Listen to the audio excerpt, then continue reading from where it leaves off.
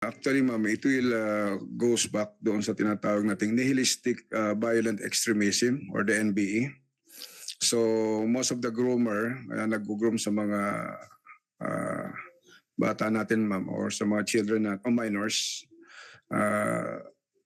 they are from abroad. Also, only one listed lang namin sa aming data is only one, yung sa Filipino. But the victim is abroad naman, so baliktad.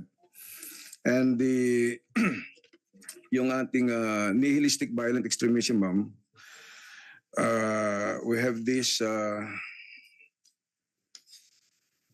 yung extremism where yung intent, ma'am, no, the individuals or group commit or advocate violence because they believe life, society, or human existence has no value or meaning. So may mga group dito, ma'am, suspected yung information na pinoprovide sa atin ng ating foreign law enforcement agency counterpart.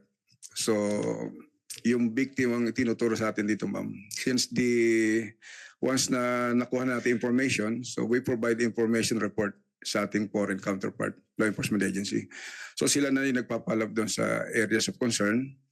And that's why yung ating ACG, ma'am, the PNP, so we have now a cyber patroller, mostly dito sa ating mga gaming apps, particularly sa Roblox nga.